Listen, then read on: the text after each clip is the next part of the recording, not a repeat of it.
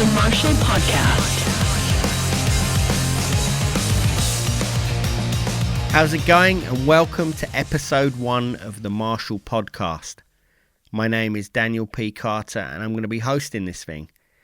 As we're all aware in today's climate, branding seems to be everything. Companies are desperate to cultivate a story and an air of cool around their brand, which most fail to do basically. But there are certain brands that transcend their product lane and become part of modern popular culture. Now Marshall did that by creating incredible amplifiers that were used to help create some of the greatest music that's ever been played. Over the course of these podcasts, I'm going to be speaking with some of these artists, endorsees and members of the extended Marshall family about their lives, their music and more. Now, when I was first discussing the idea of this podcast with the folks at Marshall, I made it clear that I wasn't particularly into the idea of sitting with artists and discussing every detail of their amp setting or preferred preamp tubes, because there's a ton of rig rundown videos online that can answer those questions. But I did say, however, that I would like to sit with these people and talk about their lives and how Marshall has helped play a part in it in some way or another. So that's hopefully what we've achieved over this series. My guest on this inaugural episode is Slash, an artist and an icon that has not only created some of the most incredible rock music of the last 30 plus years through his work with Guns N' Roses and Velvet Revolver and his many incredible solo outings, but he's also collaborated with the most legendary names in music. He himself has become an avatar for rock and roll and is one of the most recognizable musicians on the planet, and yet he's still super cool, super down to earth, and he loves salt and vinegar crisps. Anyways, I went to chat with him in Vienna on a day off during his recent tour supporting the album Living the Dream that he's made with Miles Kennedy and the Conspirators. And we spoke about a bunch of stuff, including his early days of playing, his friendship with Jim Marshall, and his process for writing for the various projects. This is episode 1 of the Marshall Podcast with Slash. Enjoy. Thank you for doing this first and foremost. No, I'm a big Marshall fan, so. Well, I mean, I have some early Marshall stories, I guess. Yeah? Nothing major, but how I got into Marshall in the first place. And because initially when you first started, you were playing like when I first picked up my first electric guitar amp, my first amplifier was a Fender Princeton. Yeah. Which I picked up in a pawn shop. Little along combo? With the guitar. Yeah, a little combo. And it was great. I mean, it was a Fender Princeton. It was very clean and all that. And then I got an MXR Distortion Plus. Yeah. And so that was when that created that sound that I was like, oh, okay, this is that eureka moment, right? Yeah. And so I did that for a second, and then how old were you when you did this? I was I started playing guitar roughly when I was around 15, so I was like, 15 years old. Yeah. And probably 15 and a half. I started out with an acoustic and did that for a minute, and then finally got an electric guitar and an amplifier at the same time. Yeah. Were you having lessons? I started out with lessons, yeah. I thought there was a local music school.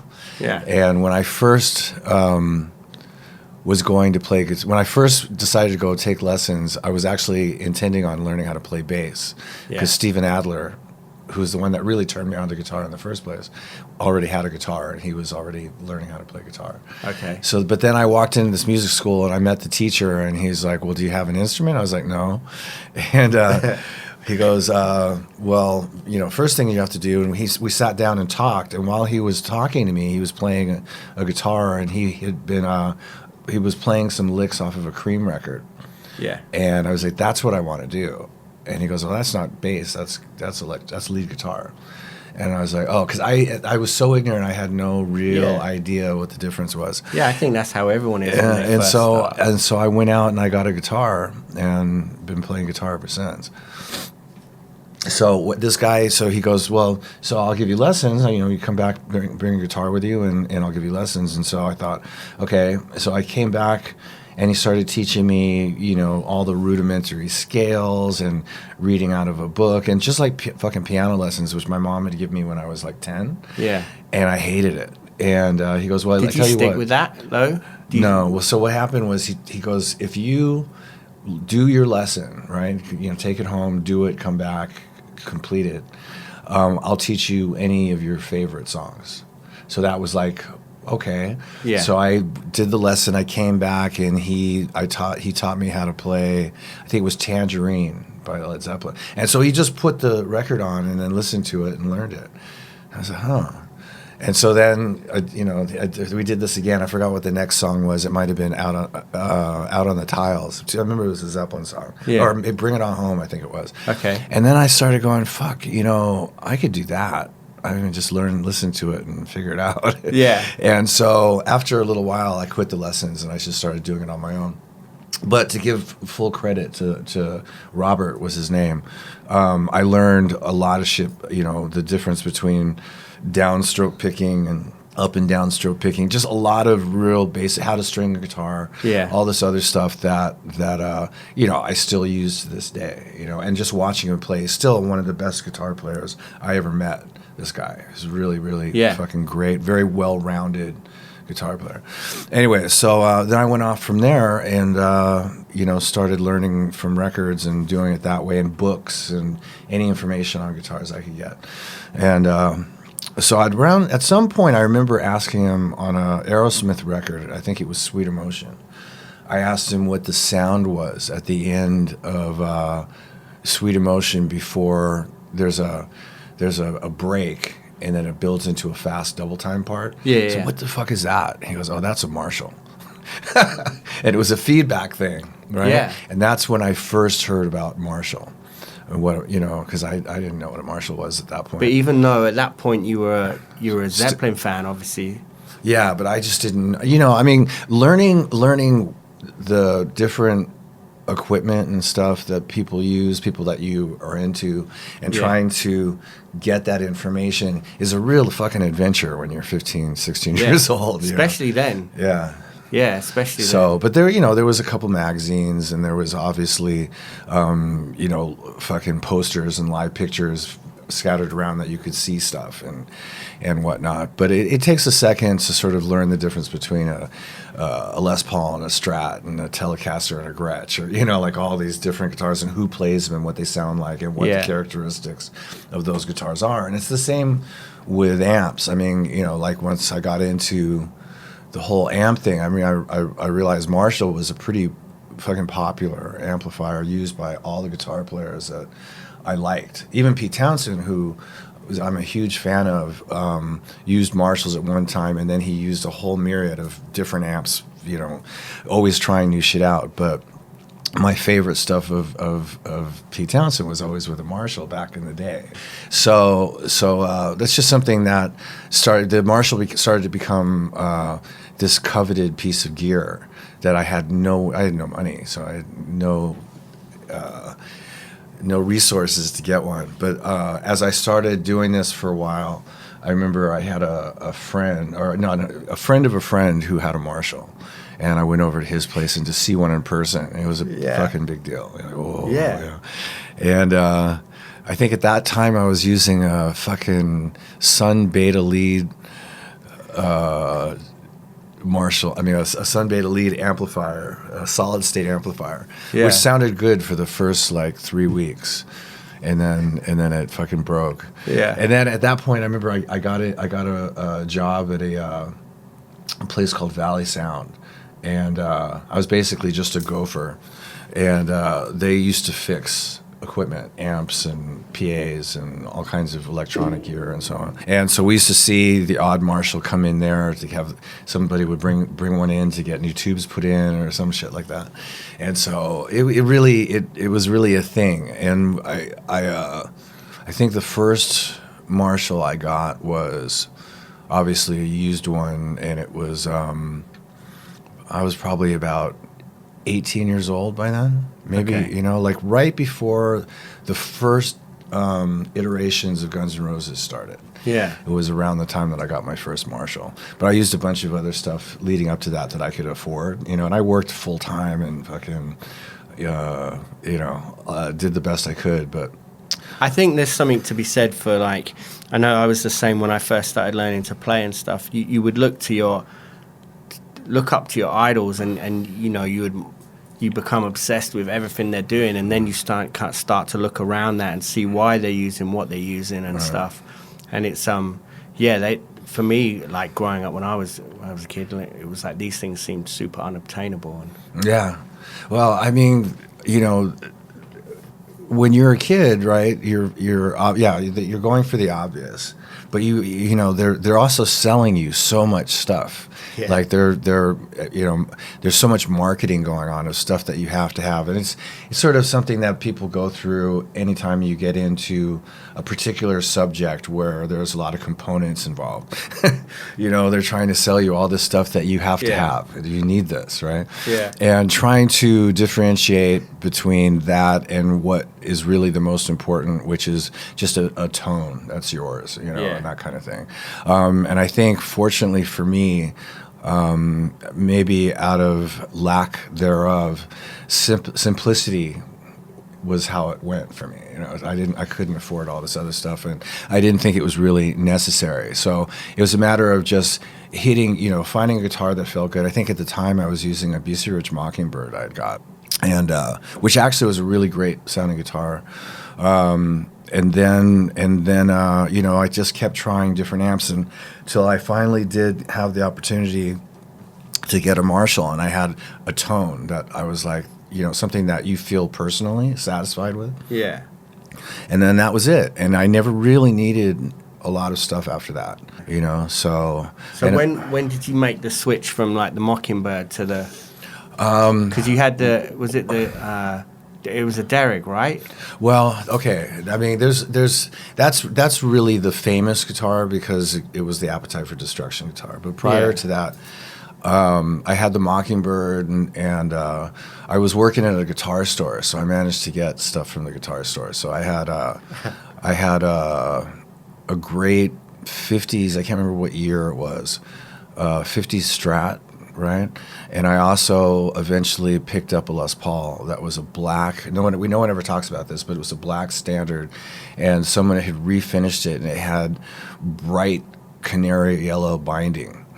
So it looked pretty cool. Yeah. So I was going through sort of guitar experimentation at that point, and the Les Paul was great. And then was that purely a tone-based thing, or was that like? If it's good enough for Jimmy Page. Then... Well, it was really, I think, with the thing about the Les Paul was, I always thought it was cool looking, and I saw different people with them. Yeah. And Jimmy was one of them. Keith Richards was another one. Jeff Beck was another one. Billy Gibbons was another one. So I saw him around. And Mick Taylor that was a big one because Mick Taylor has always been one of my favorite sort of melodic lead guitar players. But then you had Mick Ronson. You had a lot of different types of guitar players playing this particular guitar, but I liked the way those players sounded. So I was like, okay, well then, and I mean, I like Strats, but I was never particularly attracted to Strat players. Like, oh, I want to sound like that. But Les Pauls for sure. I think the thing that really turned me on to the Les Paul was Zeppelin's second record, and that was when I was a little kid, way before I ever thought about playing guitar. That was the sound I identified with on that album, like a whole lot of love and everything, So fast forward all these years later, and I found out that Jimmy Page was using a Les Paul on that record. So when you were listening to those as a kid, did you ever think that that's what you were gonna? Was there a drive to do that? Because you were an artistic kid, right? Yeah, but I had no aspirations playing guitar. I didn't really ever think about playing an instrument till it was in my lap. And that was when Steven turned me on to it. Prior to that, I was just a huge music fan. I went to millions of concerts with my parents and shit. Yeah. But it never clicked, never occurred to me to become a musician. As much as it turned me on to watch them set up the gear and to be in the studio or something, because we were around the music business a lot. So any of that kind of stuff, it was always exciting to me, but it just never dawned on me to pick it up. Why do you think that was? I don't know. Because I think in a similar way, like for me when I was growing up, I was obsessed with music and art, and so I would draw a ton. I did too. Yeah, right? Yeah. And for me, that always seemed like the thing that, at least out of the two things that I'm passionate about, that's something I might be able to do as a career. Do you know what I mean? Because when I was at school, it's like, well, neither of these things are going to be... That was my natural ability, was to be able to draw. Yeah. And so that's all I did. And anything I was into, I drew. So if I was, going through a dinosaur phase or a shark phase, I drew a shit ton of, And so when I got into music heavily, that's what I was doing. I was drawing fictional rock bands and rock musicians and guitars and band logos and all kinds of crazy stuff. But it just never dawned on me to actually pick up an instrument until Steven had one. I was like, wow. And then the whole thing opened up. And I switched from, at the time, I was racing BMX, right? Yeah. So I was like pro at that time. I'd been into it for a couple of years. Okay. And so I knew that was something you did. I didn't know you got that far into it. I raced heavily. And I was going to go, and what my hope was to graduate BMX and get into motocross. Okay. Right? And start out in the 16 and over class, right? And that was something that I was really, totally focused on, and I couldn't afford that. It's expensive. And then I suddenly discovered guitar, and within a 24-hour period, I went from BMX to full-blown guitar nut. And the only time I used my bike after that was just to get from A to B. Never raced another race. That was it. That's funny. That's kind of wild that at no point until then that he'd actually... No, and when my mom got me piano lessons at one point, that was a huge turnoff. I hated that. Just because the whole kind of... It doesn't feel particularly rock and roll, does it? Well, I didn't have, like I said, I didn't have any particular influence of any. I have music that I like, but I wasn't. She just wanted me to play piano, and go to learn how to speak French or whatever. It was imposed on me. Yeah. And so then to have to sit down and studiously sit with the instrument and somebody telling me what to do, it just didn't fly at all. So it only lasted for maybe a handful of lessons before, But that was, so when I did pick up the guitar, when I had to do lessons, I didn't enjoy it, Yeah. And so I gave it up pretty quickly. I think the thing is as well, it's like, do you think that, because I know it's so different, isn't it, to go into that world of learning to play piano, it feels very formal and stuff. It's very formal, and also just being instructed. I was never good in school, so why I would want to take my free time and be taught something that I wasn't into didn't make any sense to me. Yeah, especially the music that we're all... I have a young kid, my younger son, who we had a natural ear and started playing piano on his own. So we thought, well, we'll get him some lessons and sort of help boost that a little bit. And he hated it and stopped playing piano altogether. Wow. He does it. He picked it up again years later, but that was like, and I didn't recommend the lessons. It was my mom thing. Yeah. And I said, I don't know if that's a good idea. And she goes, no, it'll be good for him. And I said, okay. And it didn't work. Why do you think that is? I think because people don't like to be told what to do. Some people. Yeah. That's basically it. If you enjoy just tinkering at the instrument and doing it of your own free will and just sort of like at your own pace and whatnot, and you enjoy it, if somebody comes in and fucking takes a fucking ruler to your knuckles every time if you hit a black key, that's gonna be a turnoff. Yeah, I think that's the thing, isn't it? That when you discover an instrument, whatever one it is, and if it's a natural thing, and it resonates with you, then you just need to find your way through it. Yeah, and as soon as somebody goes, no, that's not how you're supposed to do it. I mean, if you seek lessons out, and you are aware of the fact that you need this information to pursue something that you're interested in, then it makes sense, and you're willing to put up with whatever. Yeah. But if your parents tell you have to do this, some kids don't. I mean, some kids will do it, and some kids won't. Yeah, that's true. Yeah, there's things now where I wish I'd kind of stuck with it, but it's not until I get past 40 that you suddenly go, damn, I wish I'd... Right. Well, I mean, like when I was taking guitar lessons at the time, I had was obviously learning how to read out of a book, notation out of a book. And then I had a harmony class in high school around the same time. There was no instrument involved, but it was a keyboard, but it was all math, but I was really good at it, right? Yeah. And it's funny because I couldn't do math in regular math class. I was terrible at math, but I was awesome at music theory. So had I stuck with that, I would be a full-blown reader right now, and I could pick up any piece of music and read it. But that did not interest me. I didn't see the need for it, so I didn't stick with it. Yeah, it wouldn't. Do you think it would have made much difference now to your playing?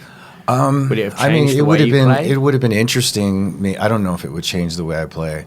It would have been interesting to be able to read anything I saw with music in it. You know? Yeah, that blows my mind. When guys can do that, and guys with perfect pitch as well. That's crazy. Like Brent has perfect pitch. Our drummer. Oh, really? Yeah. That's wild, isn't it? Like I've played with a bunch of session guys. I remember sitting in a green room, and there was a piano in the corner, and one of them went, "Ping, this is a high C. What's this?" And all the other guys would be like, "That's a blah blah blah," and I would just be sat there going, "Whoa." I grew up playing in punk bands, so I'm just like, no idea. Right. Yeah, it's wild. Yeah, they're all incredible players, but I guess it's the expressive nature of art that is the thing that makes somebody a great player, right? Yeah. Well, I mean, it depends on how you look at it. For me, a great player is just somebody who has a natural affinity for the instrument, and it feels it and breathes it, and is able to express themselves with it, and has a keen sense of whatever it is that turns them on about it. It manages to flow, and it could be any genre, it could be any instrument, it could, but just somebody who has that passion for it and is able to express themselves through it, I think is a great musician, a great artist. Some people have to struggle with that, some people really love to sing and sing along with stuff but can't find the notes. Yeah. But so there's just different variations on players. Yeah, for sure. I think the ones you can see the ones that are those ones that are just keyed into it and it's resonating. It's a part of them. I work with a lot of people that I've been sort of really inspired by because they had such a natural musical through line through them. You know what I mean? Yeah. Where they just exuded music.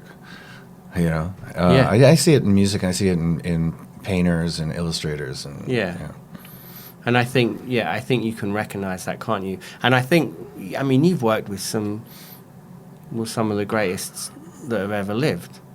I work with some cool people, yeah. Yeah, and I think that those people must have recognized that within you.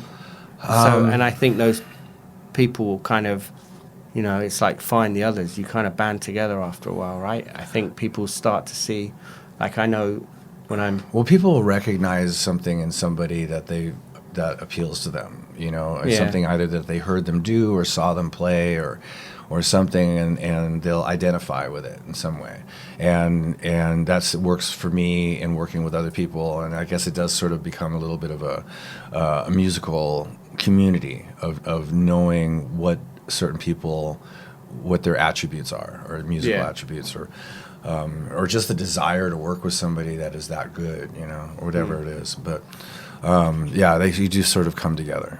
Do you think there's anything behind that? Because I do a lot of podcasts because I paint as well. Mm-hmm.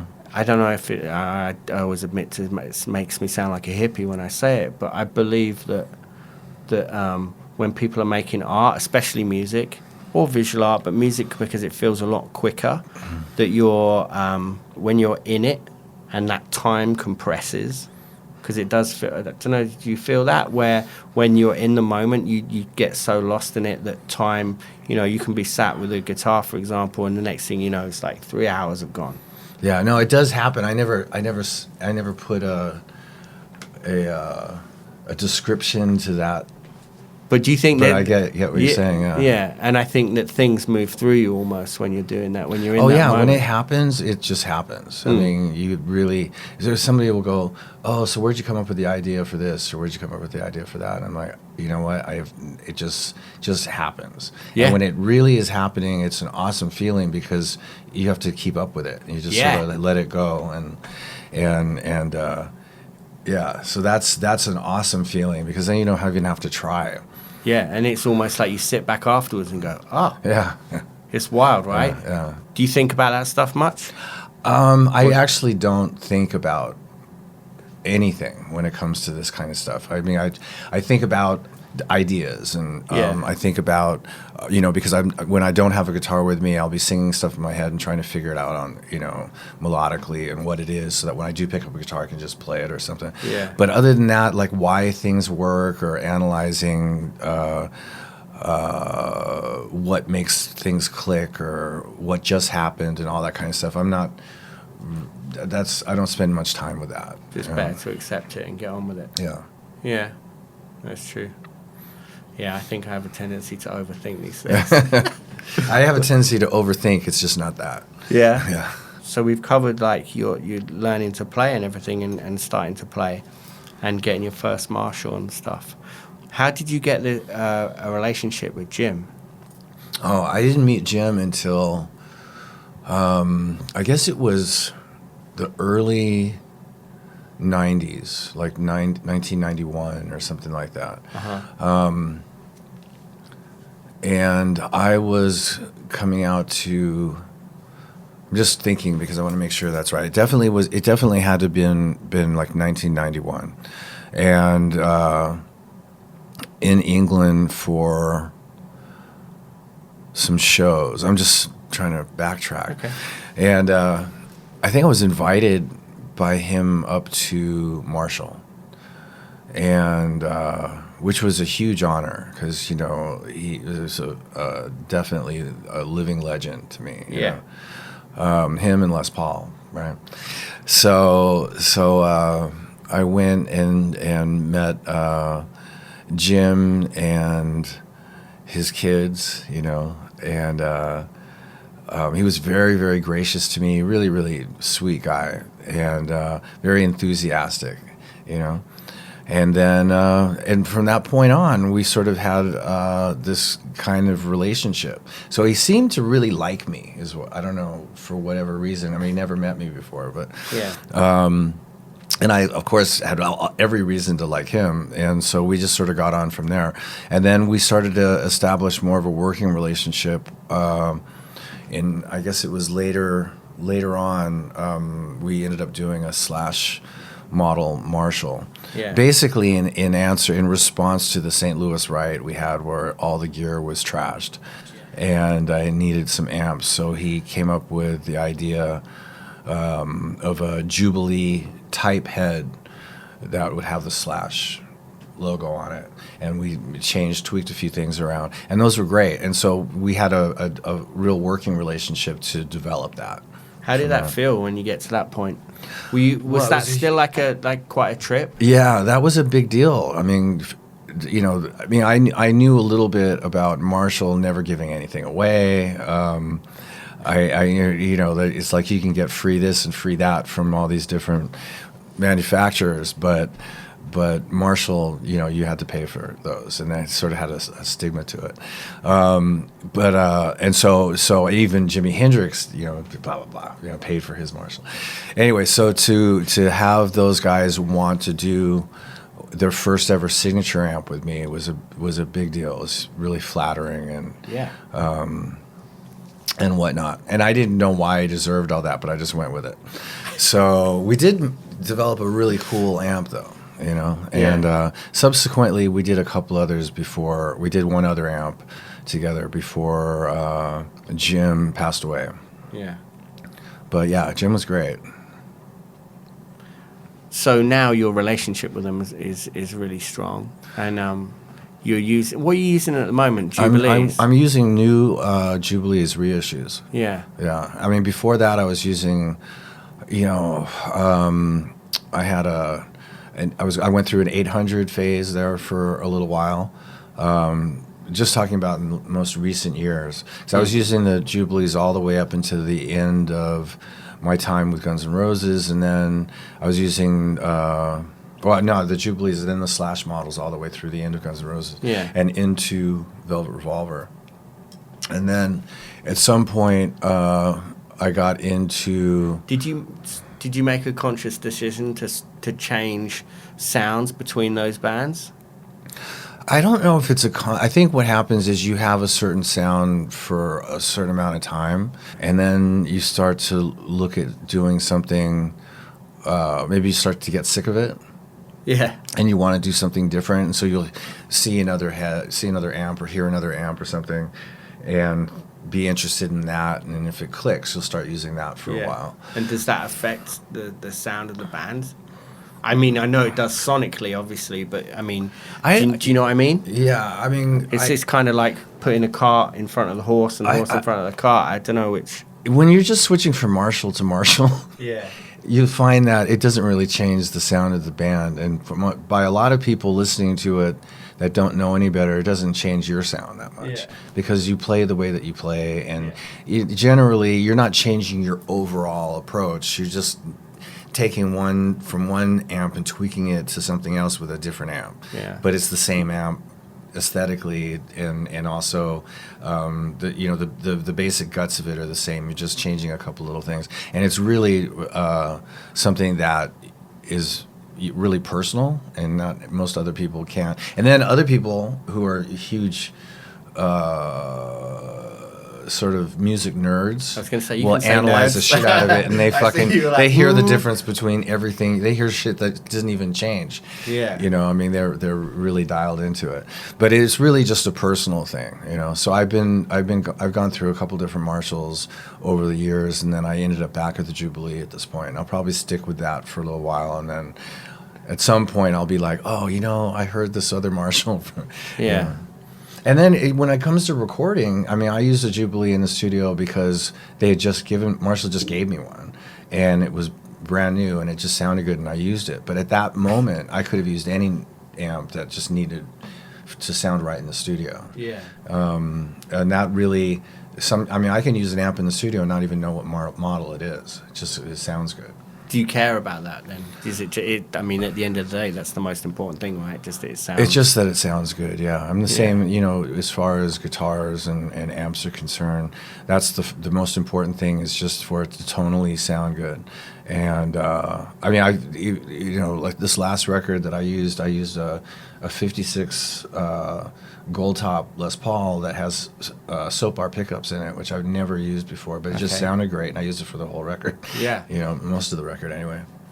How did you come to that? I just had one. I've had it for 30 years. I just never used it. Never pulled it out. And I was looking for something for a particular song that needed a little bit more of a single coil clarity.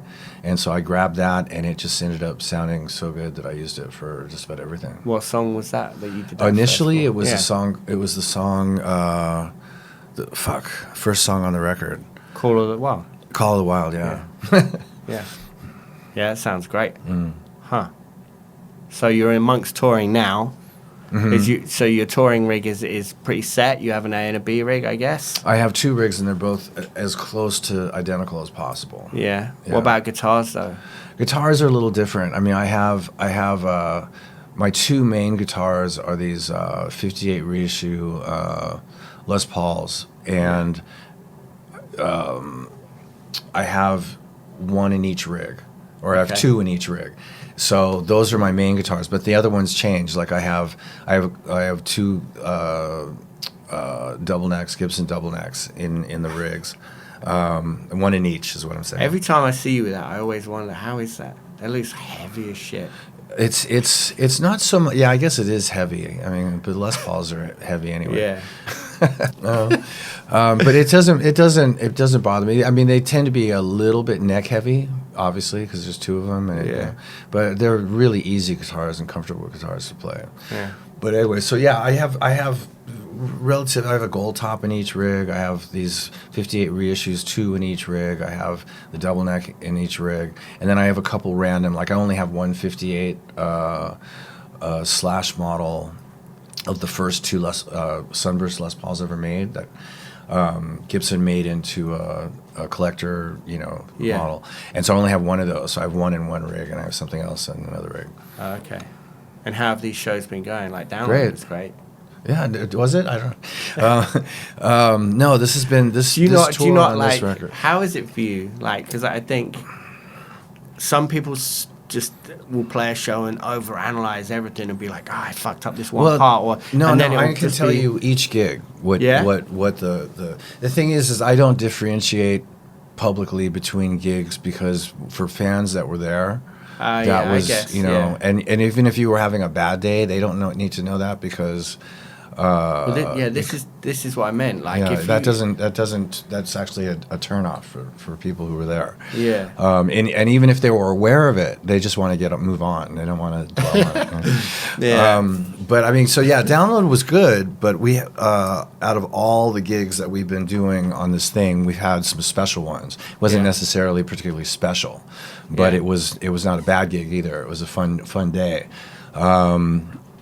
It's been a really fun festival run because on this record, this is probably the best overall tour that this band has done. We've finally reached a place where hit a stride where people are familiar with the material and not waiting for us to do Guns N' Roses songs and so on and so forth. So this has been interesting, and doing festivals where you're playing with such a eclectic sort of lineups, especially metal, but like all different kinds of stuff, and to see how well you can go over in the midst between fucking Slayer and Trivium, or whatever it is.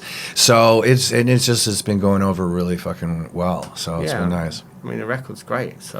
Well, I mean, I thought it was a good record too, but it just, after, this is the third one that we've done, and we've just been progressively sort of, getting more sort of well-known musically, you know what I mean? And so it's a nice feeling to accomplish that kind of progress. And do you work on stuff when you're touring as well?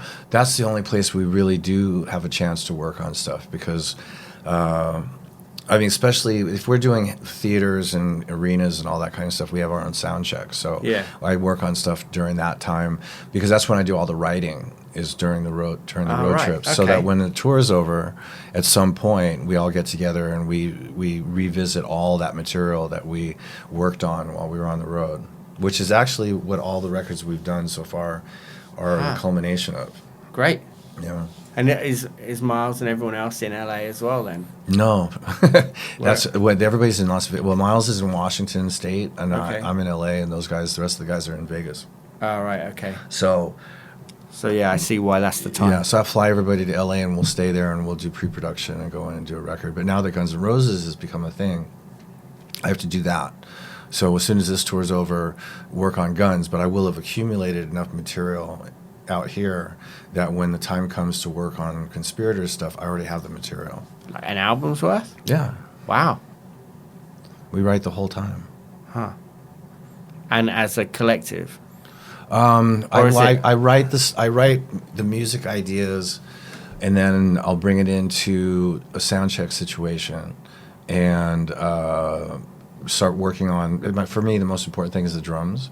Yeah. So I'll start working on the idea with Brain, and as well as Todd, and even Frank. We'll all stand there together and do it, and then just see if it catches, if it's a cool idea with all the other instruments involved. It might be. That's the thing about guitar players. You write bitching guitar stuff all day long, but is it a song? Yeah. So start working it up, and then if Miles will be there, and he'll catch it, and maybe start recording something into his phone, and we'll just sort of get the nucleus of an idea, and in some cases work on it for a few days until we have an arrangement.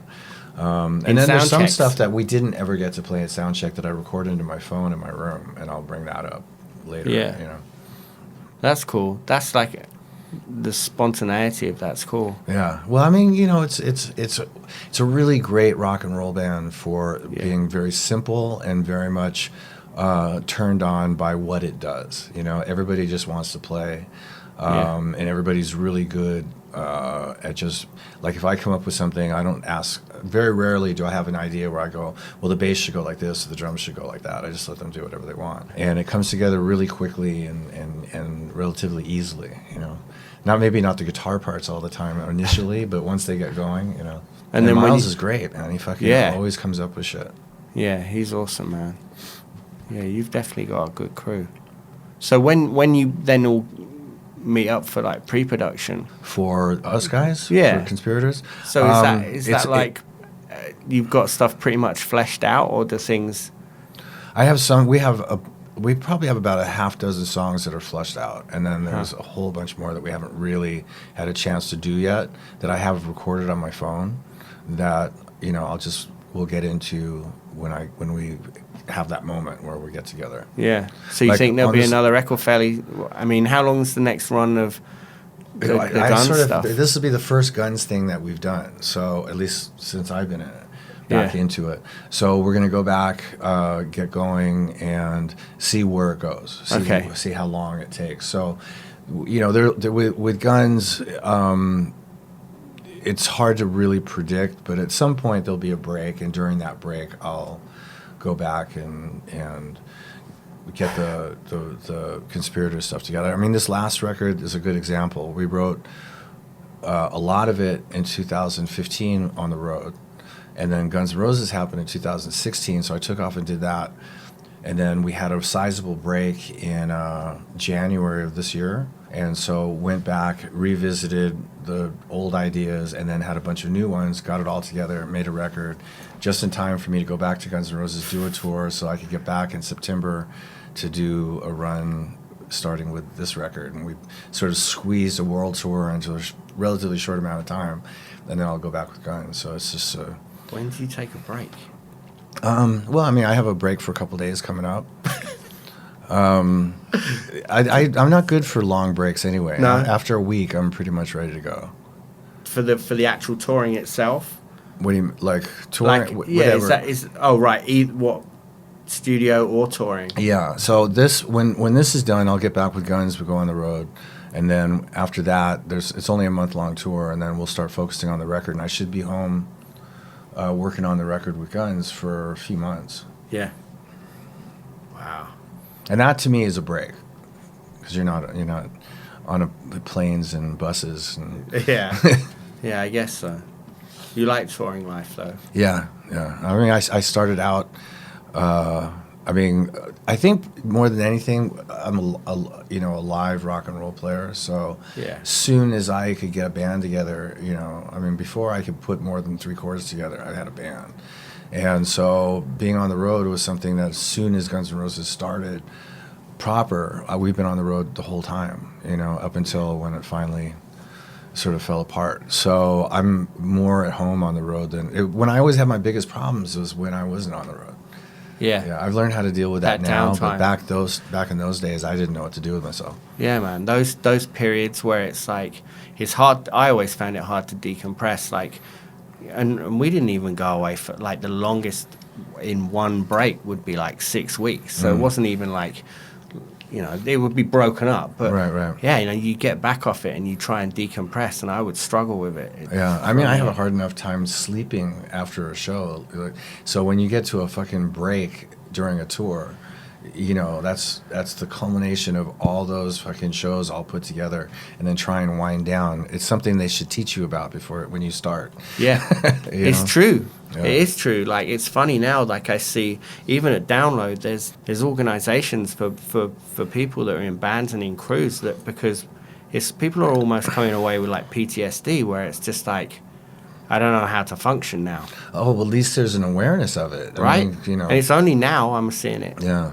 But it's true, because I think when you're in that situation and everyone's like, it's so amazing, you're doing this and you're doing that, and yeah, it's great. Well, you're not really aware of any of those. I mean, one of the blessings and curses about rock and roll is you put so much passion and fucking energy and whatever into getting to that place where you can actually have a record deal and record a record, go out and support it. And you don't care about a lot of the logistics that go with that. You just care about doing it.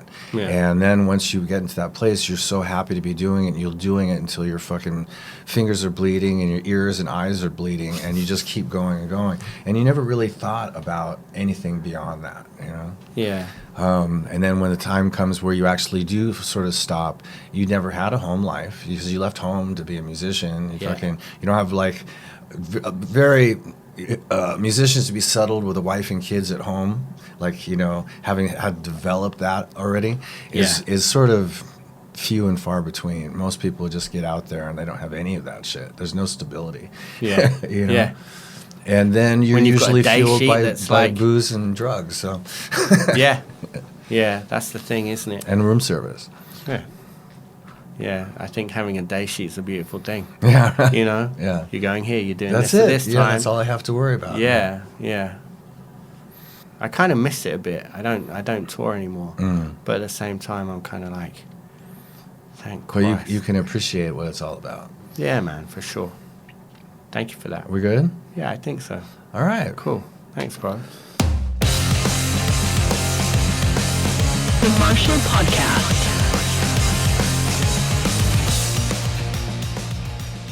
Thanks for listening to the first ever episode of the Marshall Podcast. Thanks to Slash and also to Joel and Morgan for their help in sorting this. You can find Slash online on all the socials, just simply @Slash. I'm @Daniel P.Carter, and go to Marshall.com for all things Marshall.